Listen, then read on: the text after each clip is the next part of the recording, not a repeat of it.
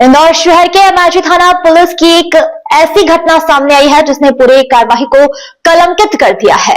थाने के 9 पुलिस कर्मियों ने मिलकर एक गंभीर टीबी मरीज को गलत तरीके से ड्रग तस्करी के आरोपी के रूप में टीबी जैसी बीमारी की हालत में घर से उठाकर गिरफ्तार किया। यही नहीं, परिजनों से युवक को छोड़ने के लिए 40,000 की डिमांड भी की। परिजनों ने 25,000 भी दिए, लेकिन पुलिस कर्मियों ने युवक की स्कूटी वापस लौटा दी और युवक को जेल भेज दिया। युवक की बीमारी से मौत हो गई। जब पूरे मामले में परिजन की ओर से दायर वाद के बाद कोर्ट ने सभी 9 पुलिस कर्मियों की विभागीय जांच के आदेश दिए। दरअसल यह मामला तब उजागर हुआ जब इंदौर की जिला अदालत में मृतक टीबी मरीज की बहन और उसकी तरफ से एक याचिका दायर की गई, जहां माननीय न्यायालय ने देखा कि पुलिस ने टीबी से पीड़ित व्यक्ति को उसके घर से उठाकर ब्राउन शुगर तस्करी के आरोप में हिरासत में लिया है, जबकि उसके पास कोई ठोस सबूत नहीं थे। मृतक अजय सोनी की छोटी बहन राधिका का दावा है कि गलत तरीके से गिरफ्तार कर कोर्ट में पेश किया गया और जेल के दौरान उसकी मौत हो गई। गौरतलब है कि अजय इंदौर में सरकारी टीबी अस्पताल में भी भर्ती था। डॉक्टरों ने परिजनों को जवाब दे दिया था कि अजय का जीवन काफी कम है, लिहाजा इसकी सेवा करें। लेकिन एमआईजी थाने की पुलिस उसे घर से उठाकर ले गई और जब लेन देन नहीं हुआ तो उसे इंदौर के देवास रोड स्थित अयोध्या कॉलोनी से गिरफ्तार करना बताकर एनडीपीएस एक्ट का मामला दिखाकर जेल भेज दिया गया, जहां टीबी का पूरा इलाज न मिलने के कारण उसकी मौत हो गई। परिजन राधिका का यह भी आरोप है कि पुलिस ने अवैध वसूली भी की। हालांकि इस बारे में विस्तृत जानकारी अभी सामने नहीं आई है। इस पूरे मामले में राधिका ने कोर्ट के समक्ष अजय को अजय की ही एक्टिवा पर घर से ले जाने की सीसीटीवी फुटेज भी पेश किए हैं, जिसके आधार पर माननीय न्यायालय ने जांच के बाद पुलिस कमिश्नर को सभी संबंधित पुलिस कर्मियों की विभागीय जांच कर रिपोर्ट पेश करने के आदेश दिए हैं।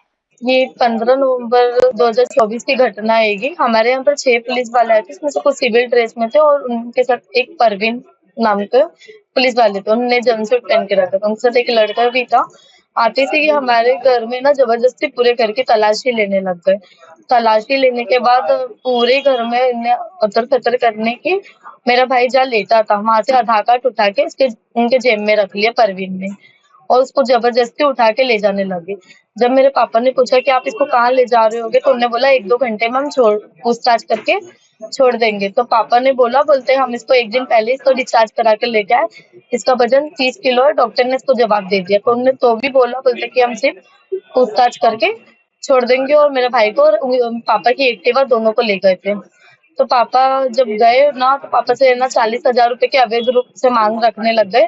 बोलते आप हमको 40,000 रुपए दे दो तो हम इसको छोड़ देंगे। पापा ने जैसे तैसे करके 25,000 रुपए कर लिए थे। 25,000 देने के बाद सिर्फ उनने हमारी एक्टिवा ही छोड़ी थी। और परवीन जब पापा ने बोला कि मेरे पास और पैसे नहीं हो पा रहे तो परवीन धमकी देने लग गए, बोलते कि ये ना आप हमको बाकी के पैसे दो नहीं तो हम इसको जेल पहुंचा देंगे। तो पापा के पास पैसे नहीं होने के बाद उनने मेरे भाई पे झूठा एफडीपीएस का केस बना के उसको जेल पहुंचा दिया।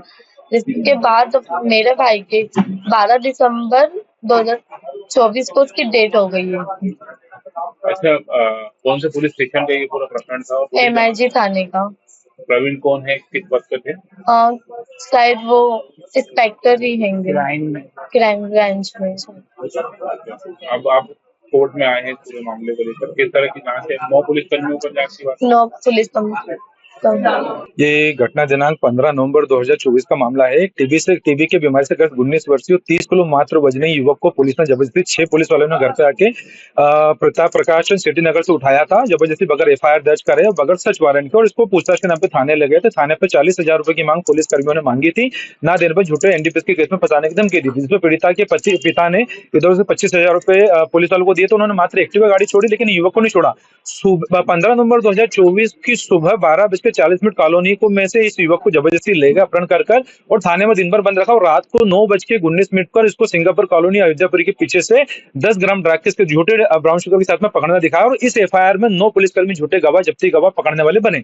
इन सब चीजों के बाद अगले दिन इस युवक को जब जेल भेज दिया गया तो सदमे से 12 दिसंबर 2024 को युवक की मौत हो गई। पीड़ित लेकिन पुलिस वाले ये चीज भूल गए कि इसको जहां जिस क्षेत्र से लेके जा रहे हैं वहां पर पुलिस के सीसीटीवी फुटेज में पूरे घटनाक्रम आ गया। तो सिंपल सी बात है कि 12:40 दोपहर से लेकर 9 घंटे तक इन्होंने युवक को अपने पास जबरदस्ती रखा और आश्चर्य रूप से दूसरी जगह से पकड़ना दिखा दिया। ये सब चीजों को लेकर युवती ने सीपी साहब से शिकायत करी थी मई 2025 में, लेकिन वो शिकायत जब थाने गई तो पुलिस थाने के स्तर पर उस शिकायत को दबा लिया गया और कोई कार्रवाई नहीं करी। इसके बाद फिर पीड़िता ने लोकायुक्त में शिकायत कर, लोकायुक्त में पीड़िता के बयान हुए, पूरे कागज उन्होंने पीड़िता से जब्त करे, भोपाल एक फाइल भेजी। ये एक मामला हो गया। इसके अंदर पीड़िता ने माननीय जिला न्यायालय इंदौर में भी गंभीर धाराओं में, अपहरण करने की धाराओं में, जबरदस्ती रखने की, अवैध वसूली की धाराओं में केस फाइल करा था, जिस पर माननीय जिला न्यायालय इंदौर के समक्ष दिनांक 8 जनवरी को पीड़िता के बयान हुए। कोर्ट ने इसके अंतर्गत मामले को देखते हुए, मामले की गंभीरता को देखते हुए पीड़िता के बयान लिए और अन्य गांवों के भी अगली तारीख को बयान देने के लिए बुलाया है। साथ में ही अपना एक ऐसा मामला जिसमें पुलिस ने एक युवक को ड्रग्स के झूठे केस में फंसाया है। कितने पुलिसकर्मी इसमें टोटल 9 पुलिसकर्मी है और 9 पुलिसकर्मी की झूठी एफआईआर में संदिग्धता पूरी मिली भगत दिख रही है और डिजिटल एविडेंस हमारे पास है।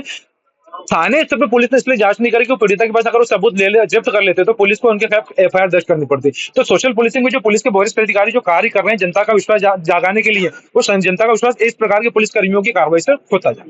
मृतक जो है क्या ड्रग्स के मामले पूर्व में मृतक का पूर्व का किसी अन्य मामलों के अंतर्गत एफआईआर में नाम था, लेकिन उस आधार पर चूंकि उस समय जो पीड़िता ने पूछा कि मेरे भाई को ले जा रहा, तो उनका कहना था कि वरिष्ठ अधिकारियों का दबाव है कि बहुत सारे एनडीपीएस के केस बनाना है। तो पुलिस को यह अधिकार नहीं मिल जाता कि अगर किसी व्यक्ति का पूर्व का रिकॉर्ड है तो उसी आधार पर उसको दूसरे झूठे केस में फंसाया जाए। ये नाम था उसका दूसरे मारापीट और कोई दूसरे ड्रग्स केस क्या है, दोस्तों की मारापीट की केस के अंदर उसका पूरा नाम था। वो केस अलग चल रहा था, लेकिन 9 घंटे के अंदर आपने उसके साथ जो खेल खेला वो खतरनाक है। ड्रग्स से भी जुड़ा था कि ड्रग्स के केस में उसका कुछ नाम था, वो उसके दोस्तों के साथ झूठे केस में जो ड्रग्स के झूठे केस में उन्होंने फंसाया था। लेकिन वही चीज उसी आधार पर पुलिस को एक अपने मार्किंग बढ़ानी थी, तो उसी जो व्यक्ति पूर्व के अंदर अनावश्यक रूप से केस में फंसा जिसमें उसको सजा नहीं हुई, उसी केस में उसी व्यक्ति को दोबारा पकड़ लिया और ड्रग्स के केस में उनको लग गया कि यार ये व्यक्ति ने पहले ड्रग्स इसके साथ पकड़ा गई है, तो बाद में भी इसकी बात दिखेगी। तो ये अपने आप में पुलिस मशीनरी का दुरुपयोग। रियाज खान की रिपोर्ट।